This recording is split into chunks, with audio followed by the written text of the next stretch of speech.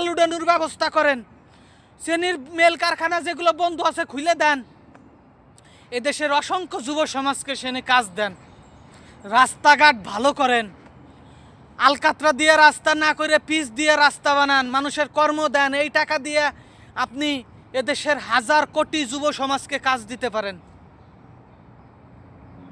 অথচ আপনি কি করতেছেন? এখন শুনছি প্রবাসী কার্ড দিবেন। চাই না আমরা প্রবাসী কার্ড চাই না। আমরা চাই প্রবাসীদেরকে সম্মান দেন, সম্মানের সাথে প্রবাসীদেরকে এই দেশের থেকে যাওয়ার সময় বাংলাদেশ এয়ারপোর্টে নিজ দেশের নাগরিক ফেরত যাওয়ার পরে যেন তাকে কোনো হয়রানি করা না হয়, তার মালামালগুলো যেন সে সম্মানের সাথে মর্যাদার সাথে পায়। আমরা যেমনটা এই দেশে আসি, এই দেশে আইসি এয়ারপোর্টে আমরা সম্মান পাই, মর্যাদা পাই, আমরা আসার আগে মালগুলো এসে পৌঁছে থাকে। ঠিক ওই রকম নিজ দেশের নাগরিক প্লেনেতে নাইমা ইমিগ্রেশন ক্রস করে যাওয়ার পরে যেন তার মালটা সে সাথে সাথে পেয়ে যায়, এই সম্মান চাই। একজন মানুষ মারা গেলে সরকারি খরচে সম্মানের সাথে তার কাগজপাতি চেক করে তাকে যেন সময় মতন সম্মানের সাথে তার পরিবারের কাছে হস্তান্তর করা হয়। আমরা এই সম্মান চাই। নবনির্বাচিত প্রধানমন্ত্রী, আপনাকে মনে রাখতে হবে দেশের জন্য আপনি কাজ করতে এসেছেন, জনগণের ভোট নিয়ে আপনি প্রধানমন্ত্রী হয়েছেন।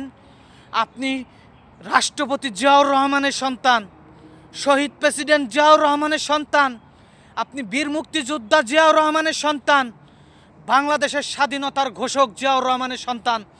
আপনি তিনবারের প্রধানমন্ত্রী বেগম খালেদা জিয়ার সন্তান, দেশনেত্রী খালেদা জিয়ার সন্তান।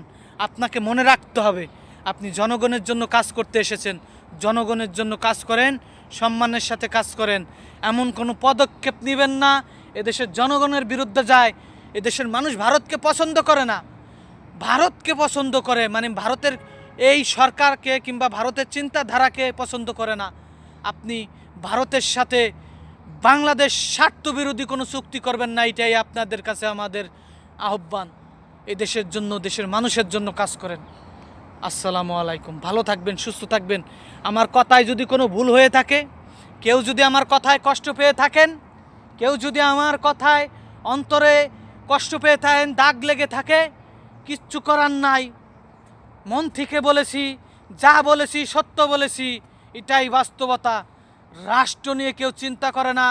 এদেশের পলিটিশিয়ানরা আমাদেরকে সেই 1971 সালে